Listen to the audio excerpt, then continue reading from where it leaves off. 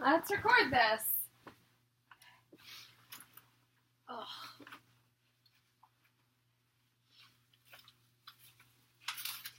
Literally. It was like, Okay. Just, like, if there's any problems, like, oh yeah, I'll let you know, and I did it casual like that. Okay, let's do science first.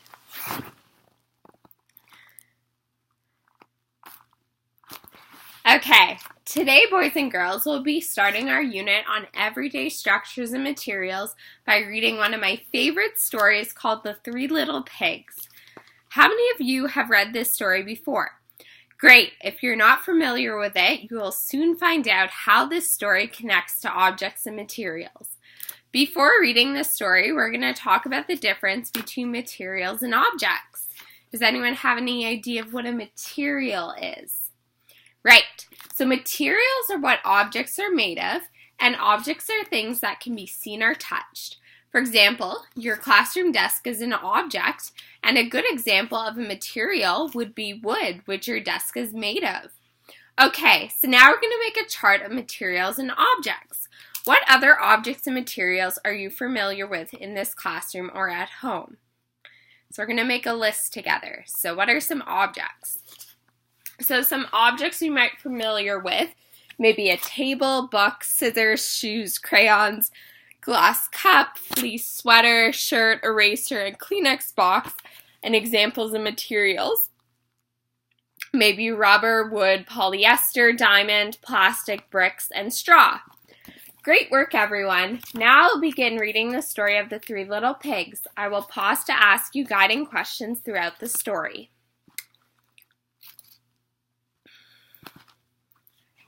Okay, the Three Little Pigs. Once upon a time, an old sow sent her 3 little pigs out into the world to seek their fortune. Now be sure to write, she said, and remember that I love you. Okay. The first little pig met a man with a load of straw. I know, said the little pig.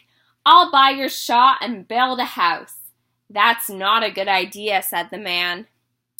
Mind your own business, thank you, said the little pig, and he bought the straw and set about building a house. It took him no time at all. Okay, so let's think this over. So what do we know the first little pig wanted to make his house out of? Straw. And with that, why do you think the first little pig wanted to make his house out of straw? Because it was the easiest, remember? So we know that the man is saying, no, you don't want to make your house out of straw. Like, straw isn't very sturdy. But the pig is like, no, it's like easy. I can make a house easily out of straw. Very soon, a lean and hungry wolf happened by. Pig was just about his favorite food in the world, so he knocked on the door and said, little pig, let me come in." To which the little pig replied, "No, no, no, not by the hair of my chinny chin chin." This annoyed the wolf to no end, and he said, "Then I'll huff and I'll puff and I'll blow your house down." "Go right ahead," said the little pig. So the wolf huffed and puffed, and he blew the house in, and he gobbled up the little pig. So maybe it wasn't such a wise idea to use straw for his house. Let's see what the second little pig uses. The second little pig met a man with a load of sticks. "I've got it," said the little pig. "I'll buy those sticks and build a house." "I'd think twice about that," said the man. "Oh, poosh," said the little pig. "What would you know?" And he bought the sticks and he went to work building a house. "Very pretty," he said. Okay, so let's think about it. Someone tell me, what did the second little pig build his house out of? Sticks, right? And we know sticks, they're a bit stronger than straw, but still, they're a bit unsteady, we know, okay? So we have sticks, we have straw, we have sticks. And what are your houses usually built out of? Bricks. Okay. So let's see what the third little pig decides to build his house out of. No sooner had the little pig settled in to his pretty house than the wolf happened by. He was still hungry, and he said, little pig, let me come in." To which the little pig replied, "No, no, no, not by the hair of my chinny chin chin." The wolf didn't care for that at all, and he said, "I'll huff and I'll puff and I'll blow your house in." "Ha, ha, ha," said the little pig.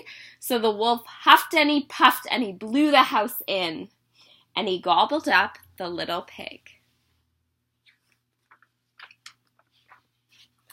Now the third little pig met a man with a load of bricks. "These bricks will make a fine sturdy house," said the man. "Capital idea, my good fella," said the little pig. So he bought the bricks and set about building a house. It took him quite a bit of time, but it was well worth it. "Nice and solid," said the little pig. "Nice and solid."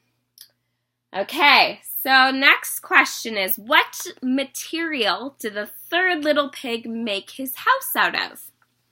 Bricks, right? And how long did it take each pig to make his house, do you think? Yes, so it took the third pig the longest time to build his house.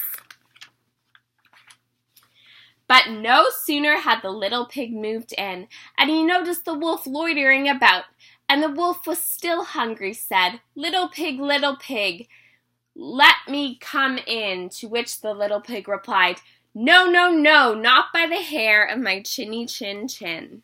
Okay, so this is a pretty climatic point in the story. So what do we predict based on what we know about the first and second little pig's houses? What do we predict will happen next in the story? Well, the wolf had heard this before, and he said, "Then I'll huff and I'll puff and I'll blow your house in." "Oh, don't do that," said the third little pig. But the wolf huffed and he puffed and he huffed and he puffed until he was quite blue in the face. The house stood firm. "I'll try another approach," muttered the wolf. Okay, so we noticed that the first little pig's house, was he able to blow it down? Yes. The second little pig's house, we know he was able to blow it down. Why do we think that the third little pig, who used brick, why do we think that the wolf was unable to blow down the pig's house? And he put on his most dazzling smile. "Little pig, I was only teasing," he said. "By the way, I hear tell that Farmer Jones has the most scrumptious turnips. Shall we go pick a few?" "Oh, I'm much too busy now," said the little pig. "What about tomorrow morning?" "Excellent," said the wolf. "I'll come for you at 6. The next morning, the little pig got up at 5, hurried off to Farmer Jones' turnip field, picked a basketful of scrumptious turnips, and dashed back at home. When the wolf arrived at 6, the turnips were already boiling in the pot. "Sorry I couldn't wait," said the little pig. The wolf tried not to show his displeasure. "No harm done," he said. "By the way, there's lovely apple tree down in the merry meadow. Shall we go help ourselves to a few apples?" "I must cook my turnips," said the little pig. "Let's meet 3 tomorrow." "Splendid," said the wolf. "Shall we say at 5? The next morning, the little pig was up at 4 and went off for apples. It took him longer than he expected to reach Merry Meadow, and while busy gathering apples in the highest tree, he saw the wolf approaching. "Do try one of these," he called down, throwing an apple as far as we could. When the wolf chased after the apple, the little pig shimmied down the tree and made it safely home. The next day the wolf came again. Really, he was quite put out. "There's a fair today at the Hog Hill," he said. "Would you care to go?" "Why don't we meet you there?" said the little pig. "Would 3 o'clock suit you?" "Colossal," said the wolf. 3 it is. At 1 in the afternoon, the little pig went to the fair and had a fine time, so fine that he lost track of his hour. Suddenly, out of the corner of his eye, he saw the wolf coming up the hill. Without a minute to spare, the little pig jumped inside an empty butter churn and rolled down the hill toward the wolf. Well, the wolf was so scared he ran all the way home. That evening, the wolf went to the little pig's house and told him how frightened he'd be by a great round thing that came down the hill. "Frighten you did I?" said the pig. "That great round thing was a butter churn, and I was inside. This is simply too much for the wolf to stand. I've been nice long enough," he cried. "I'm going to eat you up right now," and he climbed onto the roof. When the little pig saw this, he put a big iron pot in the fireplace and quickly stoked the fire. "Here I come," cried the wolf. "Dinner time." "You can say that again," said the little pig, and he cooked the mean old wolf and gobbled him up. The end. Okay, so that was my first kind of practice with that story.